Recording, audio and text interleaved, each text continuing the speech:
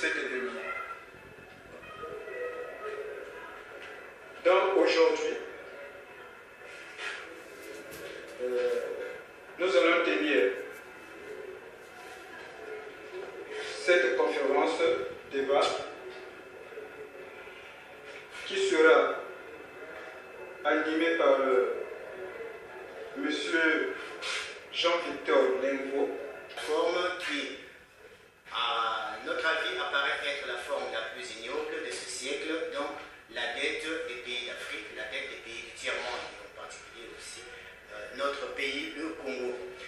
Et c'est la raison pour laquelle c'était associé à cette compagnie culturelle Ndozi, disons à ce projet de la compagnie culturelle Ndozi, une organisation non gouvernementale dénommée Solidaire. Solidaire qui est membre d'un réseau international sur la question de la dette, le réseau qui est le comité pour l'annulation de la dette du tiers-monde, qui est un comité international qui se bat exclusivement pour l'annulation de cette question et aussi de toutes les injustices sociales qui naissent à partir de cette dette, de la naissance de cette dette à la crise de celle-ci et les impacts que cette dette a dans les pays du tiers-monde et aussi dans le Congo.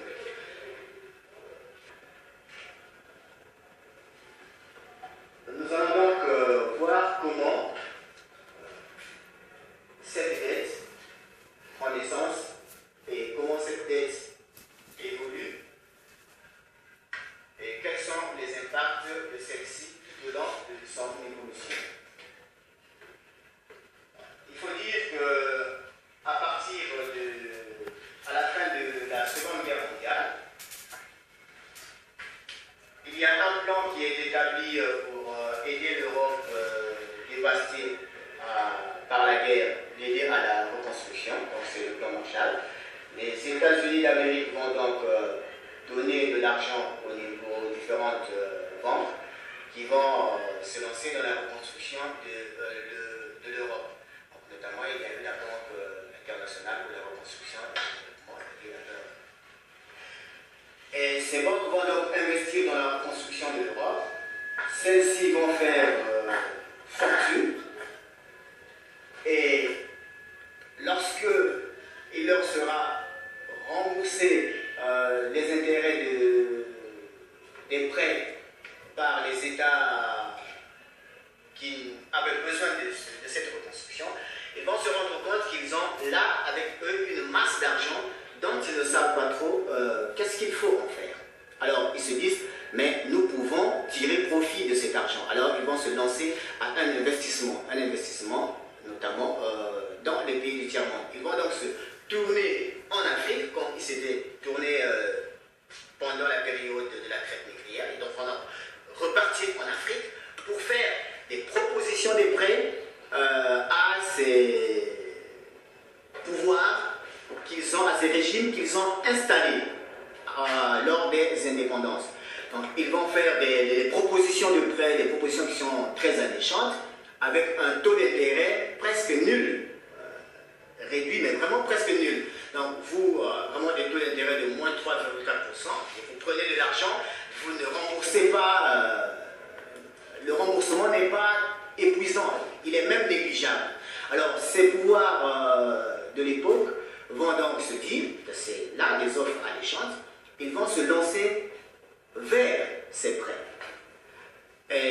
Mais seulement le piège au moment de cet endettement, c'est que le taux d'intérêt n'est pas un taux d'intérêt fixe, c'est un taux d'intérêt variable qui peut varier d'un instant à l'autre. Et la proposition justement que ces banques vont faire aux pays africains, aux pays du tiers-monde, c'est que vous avez les matières premières qui peuvent vous permettre de rembourser votre dette. Donc à partir de l'exploitation de ces matières premières, vous réaliserez le remboursement de la dette. Et au fur et à mesure que l'on avance, la dette aussi s'aggrave parce que les politiques qui seront proposées à ces pays, justement, sont des politiques de développement. Vous prenez de l'argent pour vous développer. Mais le développement que ces pays vont faire, ce ne sera pas un développement en infrastructure industrielle, mais surtout un développement en infrastructure en route, administratifs, en frais de fonctionnement de l'administration néocoloniale de l'époque. Donc ce qui fera que cet argent, ces frais, ne vont pas générer de l'argent. Donc le remboursement va devenir difficile. Mais étant donné que les puissances qui leur octroient ces prêts sont celles qui exploitent les matières premières dans le continent, donc le remboursement va se faire à partir de l'exploitation des matières premières, ce qui va occasionner une surexploitation de ces matières premières. Mais seulement aussi, ces pays n'ont pas la maîtrise, n'ont pas la technique ou la technicité du contrôle de la production qui est mise en place. Et là va se passer un phénomène, c'est le manque de contrôle sur le remboursement de ces prêts. Ce qui fait que les prêts vont s'accentuer de plus belle. Et ces mêmes puissances reviendront pour leur dire, bon écoutez, vous n'arrivez pas à rembourser, mais je peux encore vous accorder un peu d'argent pour que vous remboursez Antoine et que Justin, justement, puisse consentir à vous faire un autre prêt. De sorte que pour le Congo, notre pays, à partir déjà de 1979, nous sommes à 150 milliards de francs CFA d'endettement. En 1979, nous sommes à 150 milliards d'endettement. Et déjà à cette période, nous avons l'annonce d'un boom pétrolier qui arrive. Nous disons, tiens, voilà, nous avons du pétrole. Et nous pouvons donc continuer à nous endetter et nous ferons le remboursement à partir du pétrole. Ce qui fait que lorsque nous arrivons en 1980, la dette passe de 150 milliards de francs CFA à 270 milliards de francs CFA. Et en 1985, elle est à 1500 milliards de francs CFA. Mais à cet instant, il y a le contre-choc pétrolier, c'est-à-dire le prix des matières premières, le prix du baril de pétrole sur le marché international baisse. Donc, les prévisions que nous avions au départ de faire des bonnes recettes pour le remboursement de la dette deviennent des prévisions dépassées, qui ne répondent plus à cet instant, et s'installe là une crise de la dette. Nous sommes incapables de payer cette dette, et à cet instant, malgré la surexploitation des réserves pétrolières, le remboursement de la dette est une situation toujours compliquée. Ce qui fait qu'à cet instant, puisque déjà en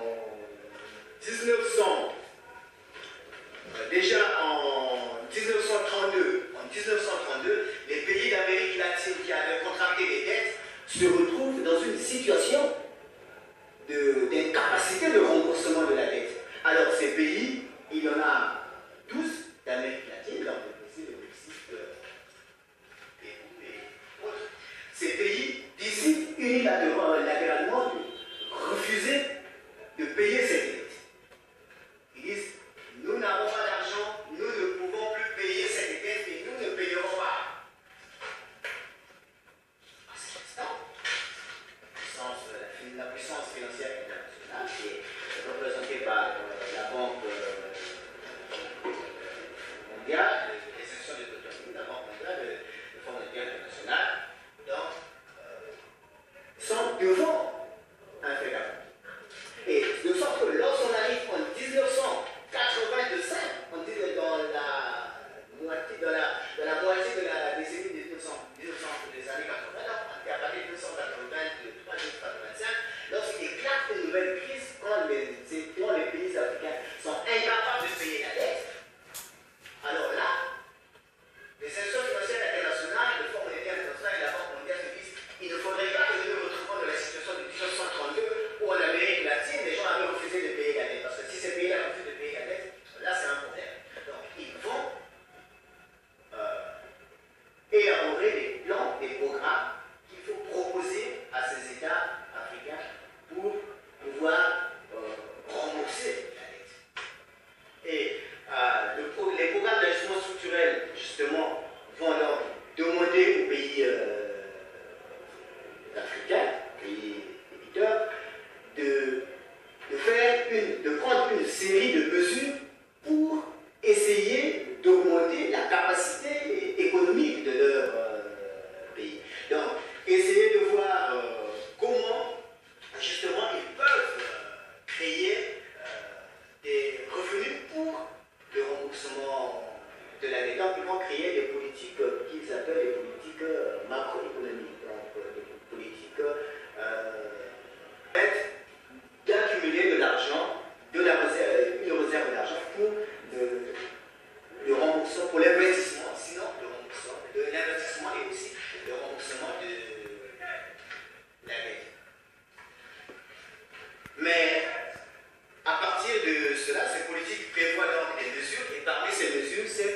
désengagement de l'État,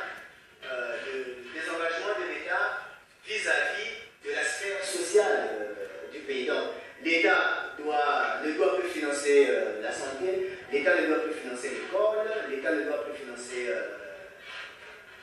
le logement et la construction des routes. Ce qui fait qu'on se retrouve dans une situation extrêmement compliquée parce que parmi les mesures, il faut que l'État puisse licencier pour réduire la charge au niveau de la fonction publique. Donc, licencier les travailleurs au niveau de la fonction publique, réduire la masse salariale et aussi se désengager de certaines entreprises publiques. Donc, vont privatiser en fait les entreprises publiques, vendre ces entreprises publiques à ceux qui veulent les acheter. On impose aussi dans ces mesures la possibilité de vous voir octroyer des nouveaux prêts. Mais pour que l'on vous octroie des nouveaux prêts, il faut que vous montrez une bonne volonté d'appliquer les mesures qui sont les mesures d'austérité, donc les mesures du programme d'ajustement structurel. À cet instant, on ne se rend pas compte justement de la difficulté de la situation, puisque le taux d'intérêt, ce qui fait flamber la dette, c'est que le taux d'intérêt, qui est un taux variable, quand nous arrivons aux années 80, il flambe. Il passe donc d'un taux négatif, donc qui était à moins 3,4%, il passe à 1%. Il passe à 21%. Ce qui fait que la dette qu'on avait consentie à l'époque, qui était une dette moindre, a augmenté, et quand on arrive au niveau des années 80, est presque multipliée par 12.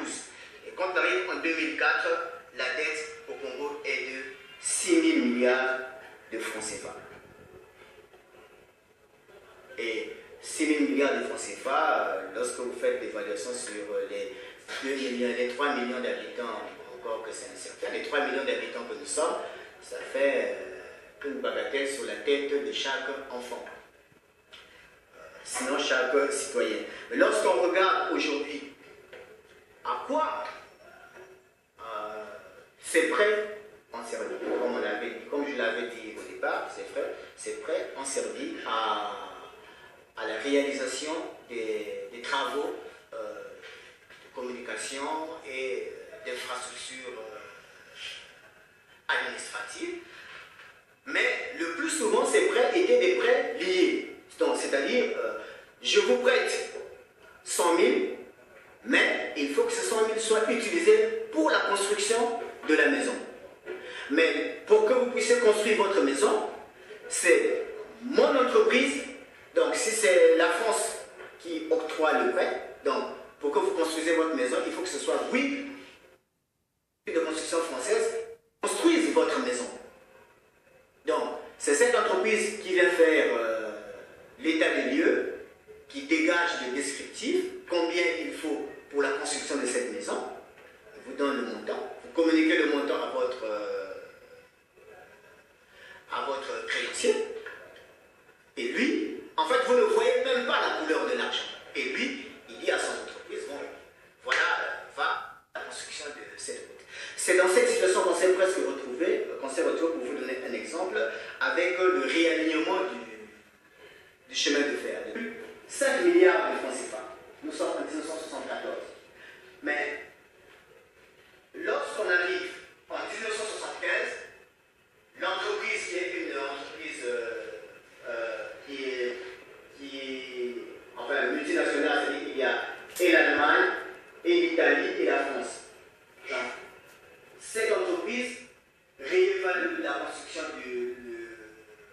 la réalisation du réalignement à 33 milliards de francs CFA. Nous sommes en 1975, donc un an après.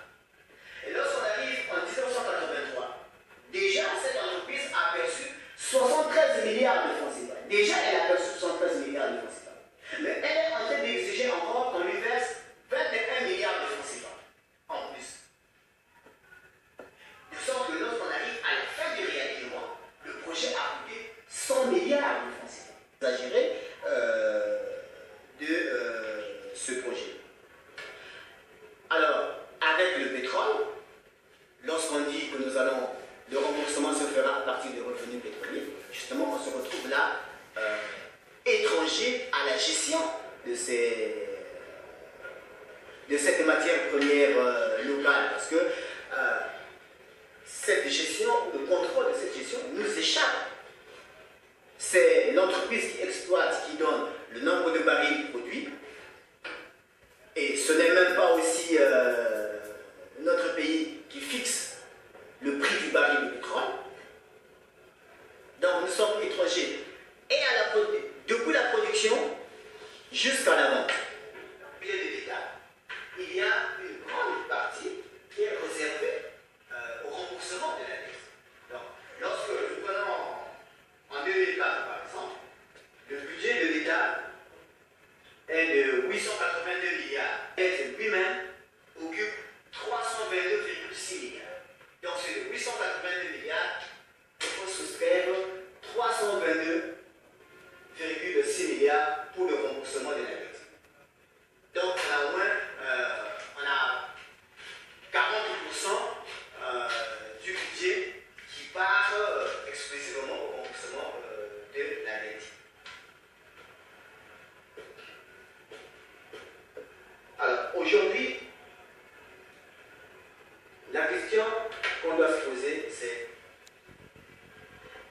quelle est notre attitude vis-à-vis de cette forme d'esclavage. C'est une forme d'esclavage parce que, avec les dictats des institutions financières internationales, nos États n'ont plus la même mise de leur politique économique, leur politique éducative, leur politique sanitaire. Donc les politiques nous sont imposées. Et les ravages, c'est que l'analphabétisme explose.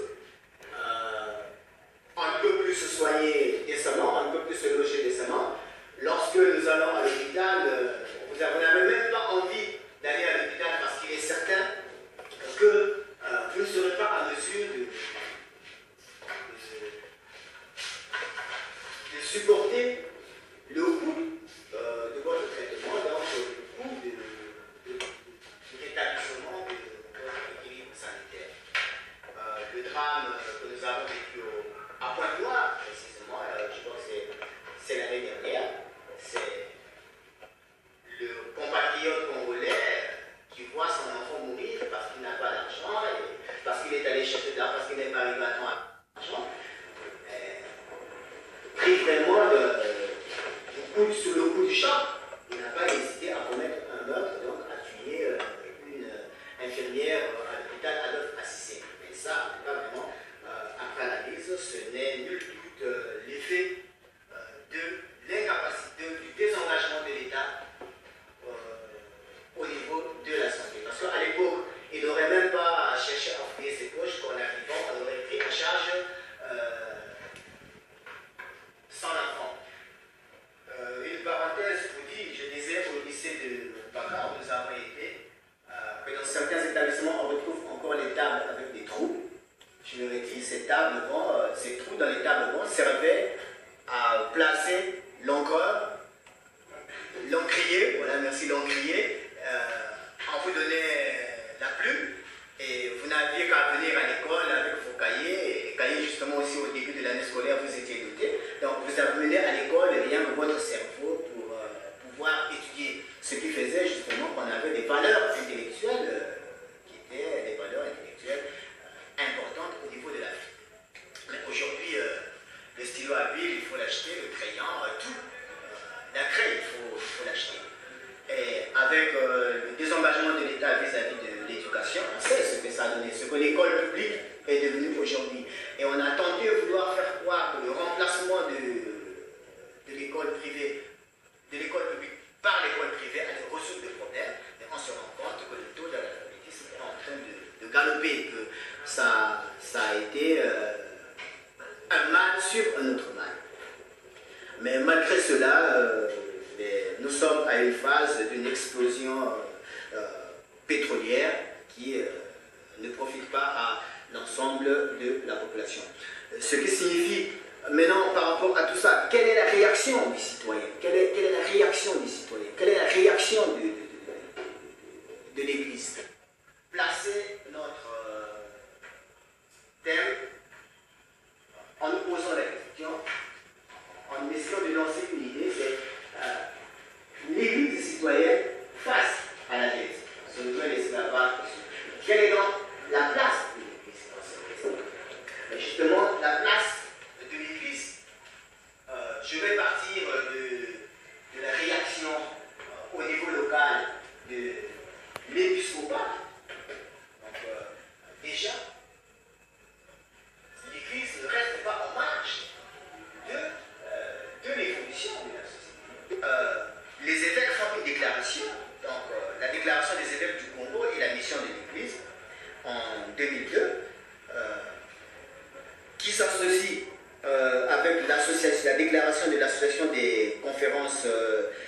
épiscopal de la région d'Afrique centrale, où l'Église, justement, demande au gouvernement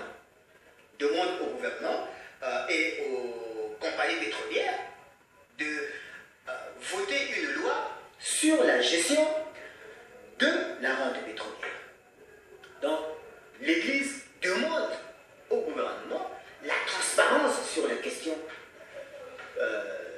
des revenus pétroliers, ce qui, justement, donne naissance chez nous à des structures associatives. Je parlerai pour ce qui est de l'Église catholique, de la commission justice et paix. La commission justice et paix, nous avons au niveau paroissial ici, le comité paroissial justice et paix qui a fait, la commission justice et paix qui a fait un grand travail sur la question des revenus pétroliers. Et en adhérant à cette campagne, qui est une campagne d'adhésion, qui est une campagne civique, qui prend naissance au niveau de la Grande-Bretagne, qui demande la publication de ce que les compagnies pétrolières versent aux pays producteurs de pétrole, notamment les pays africains. Donc sur cette question, l'Église est très virulente et la réaction du pouvoir n'a pas tardé jusqu'à ce qu'on a voulu museler l'Église. Et l'Église est restée sur sa décision qu'il faut qu'il y ait une transparence pétrolière. Mais pourquoi? Mais parce que la propriété privée n'est pas un droit absolu. Et si Dieu a donné à tous les hommes les biens, c'est pour que tous les hommes puissent en jouir, mais que ce ne soit pas la propriété d'une quantité d'individus ou d'un individu, mais que la volonté de la création de Dieu se manifeste dans ce partage, dans cet amour au niveau national. Donc aujourd'hui, sur la question de la dette, nous disons l'Église, le citoyen chrétien doit chercher à connaître qu'est-ce qui se passe autour de cette question de la dette. Chercher à démystifier cette question de la dette. Chercher à mettre en vue les méfaits, les dangers de cette dette. Et puis, donner des pistes de solutions pour la sortie de cette dette. Mais en tout cas, la seule piste de solution, je pense, ne pourrait être que l'exigence de l'abolition de cette dette. Que cette dette soit totalement abolie parce que cette dette est le résultat de la flambée du taux d'intérêt. Et à partir du remboursement permanent que nous avons fait au niveau des pays du tiers-monde sur cette dette, nous avons déjà remboursé plus de 4 fois, sinon 8 fois la totalité de la dette que nous avions eu à contracter au départ.